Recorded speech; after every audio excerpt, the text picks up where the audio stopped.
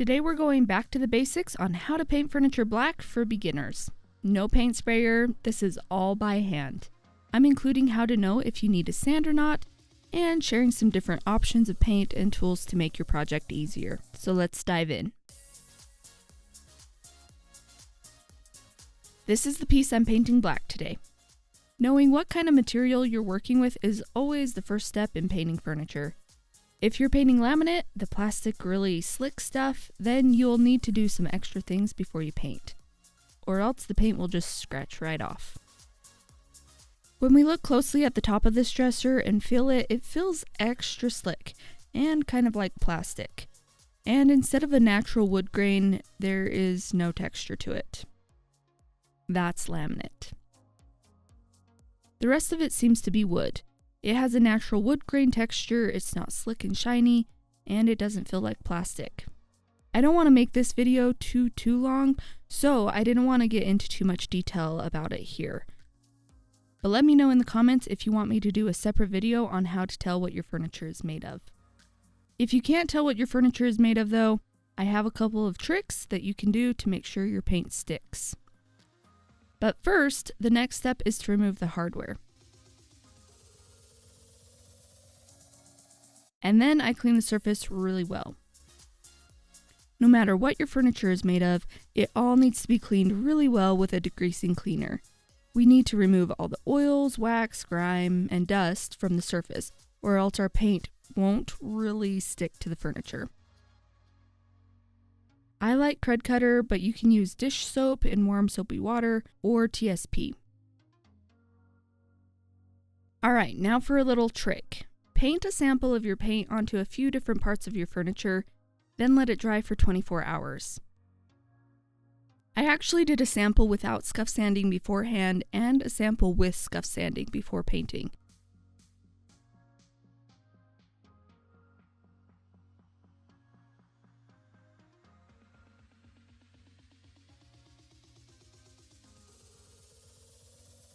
And then I scratched at them after 2 hours, just for funsies. Both samples on the wood stuck really good. The scuff sanded one did better than the not scuff sanded one, but for only drying for 2 hours each, they both did really well. The samples on the laminate top though, both scratched so easily. The scuff sanded one scratched a little bit less easily than the not scuff sanded sample. So I waited for the 24-hour mark. Both laminate samples still scratched, though not as easily as before, but the samples on the wood held on for dear life. So after this little test, I knew that I probably didn't need to do anything else with the bottom of the dresser, but I knew that even scuff sanding the laminate top wouldn't be enough to make the paint stick. So I sanded the samples off of the top, scuff sanded the laminate with 220 grit sandpaper to help the primer stick to the laminate, and then I primed the laminate.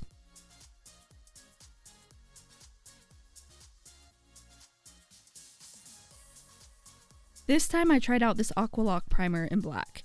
I've heard that it has great adhesion to even really slick surfaces, and that it self-levels really well. I love when paint self-levels. I also love that this primer comes in black, so I don't have to paint on as many coats of black paint over it. It was a little bit more expensive than some primers, and I had to get a gallon of it online, so if you're only painting a single piece of furniture, I don't know that this primer is for you. Instead, I personally would use plain old clear shellac. Last year I tested the clear shellac on laminate compared to some other primers, and it made the paint stick really well to the laminate without any scuff sanding. It comes in a spray can or a brushable version. Of course, there are other primers for laminate too, and I'll talk more about those options in my blog post.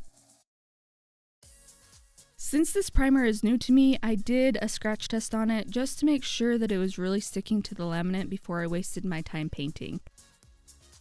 It passed. Look how much better that primer stuck to the laminate than the paint did.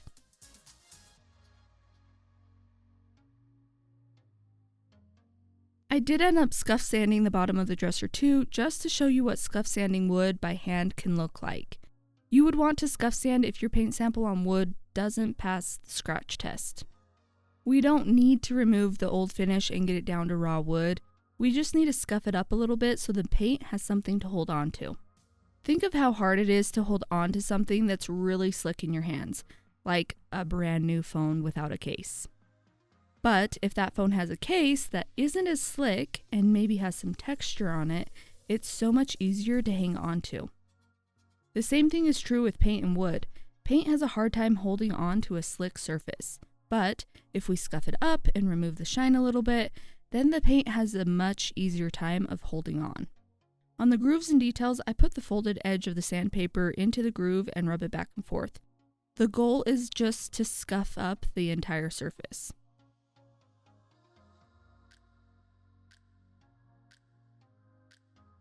And then be sure to remove the dust before you paint.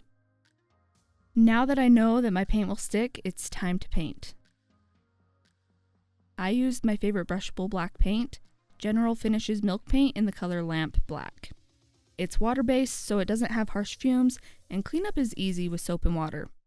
And it self-levels very, very well. It's one of the very best self-leveling paints out there, in my opinion.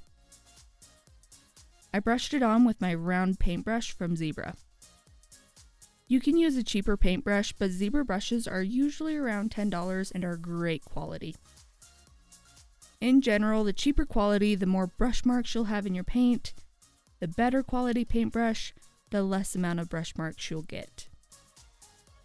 The consistency of this paint is thinner than I'm used to with their paint. I don't know what happened, so the coverage wasn't as good as normal. On one side and the top, I used the Sherwin-Williams mohair roller, so you can see what kind of texture was left behind if you roll it on. I personally don't care to roll paint on when I'm painting furniture, especially if there are curves and grooves in it.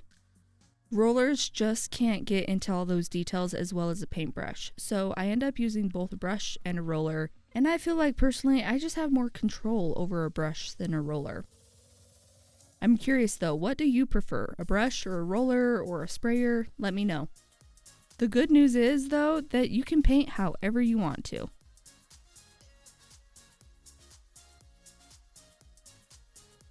This paint is definitely not the only black paint out there. I'll link some of the other best black paints in my blog posts for you.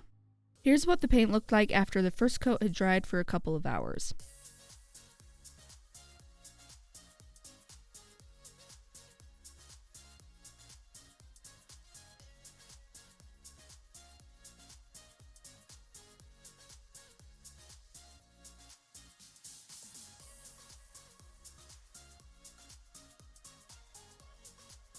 I painted the second coat on the same as the first.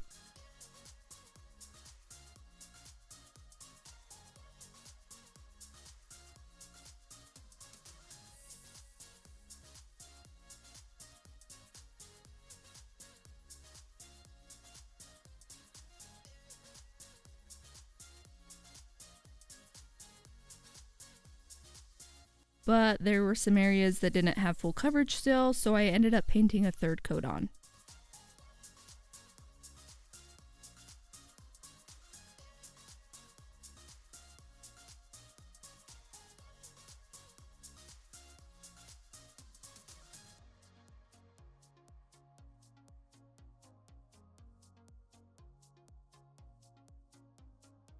After that third coat was dry, here is what it looked like.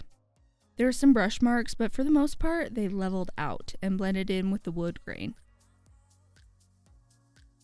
The biggest problem though, and this was just user error, but there were a lot of specks of dried paint on the top.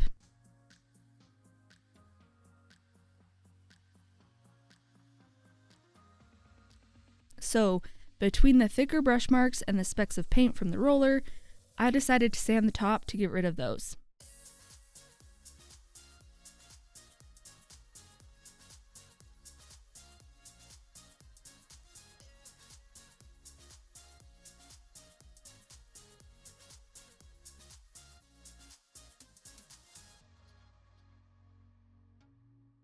Once the texture was all gone, I painted another coat on the top.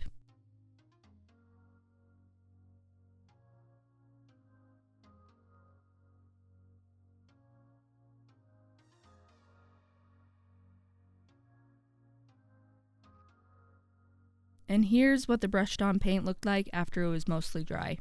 Almost perfection. Technically, with this paint, you could stop right here. They say that on low traffic surfaces, you don't need to top coat this paint. The low luster finish of this paint is gorgeous. But I personally want my furniture to be more durable, enough to withstand kids and normal wear and tear. So after the paint had dried for a couple of hours, I top coated it. If you don't want to top coat by hand, you can get an absolutely amazing finish with oil-based spray-on polyurethane. You could also use oil-based wipe-on polyurethane too. Over black paint, oil-based poly looks amazing. But for those who can't spray or don't want to, I went ahead and applied the top coat by hand so you can see how to do it. One of the best tricks to top coating dark paint with water-based polyurethane is to mix some of the paint into the polyurethane. Then I like to use a foam sponge to apply it. There are more expensive foam sponges from a bunch of different paint companies, but you can also use a cheap tile grout sponge.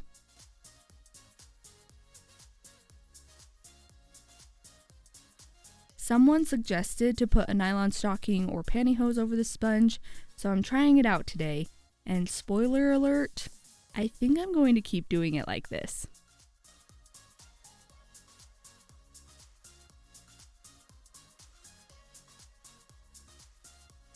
Anyway, I get a little bit of the tinted poly onto the sponge, but not too much. Then I wipe it on. Just like the paint, I try to wipe it on in the direction of the wood grain.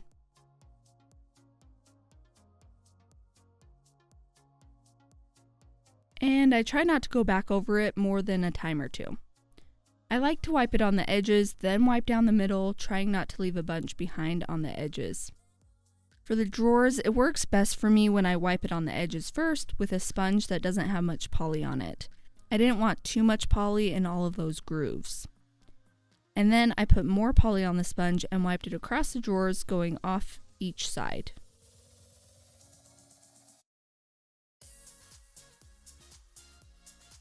For the top, I worked from side to side in long strokes.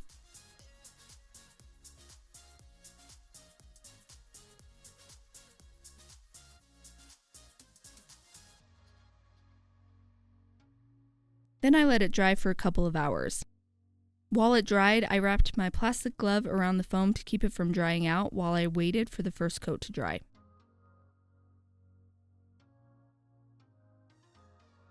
And here's what the first coat looked like after it was dry.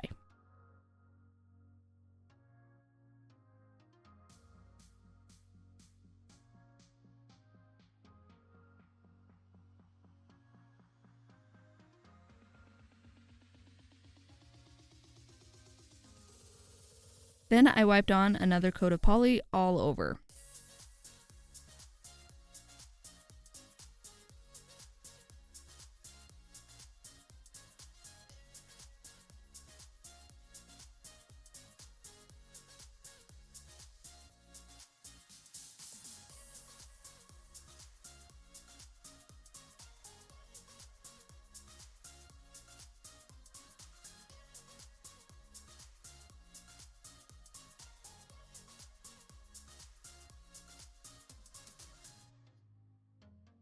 And after that second coat of poly was dry, I debated putting new gold knobs on or putting the old hardware back on.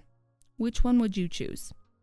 Before I share what it looks like now, please take a second to hit the like and subscribe buttons. It really helps get our videos out to more people, so thank you so much. And thank you for all the kind comments and love. You guys are the best. Alright, here's what it looked like before.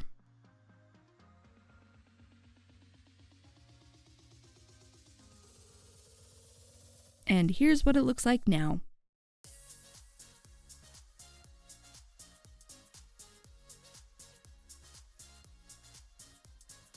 A freshly black painted dresser with a durable paint job that's going to last.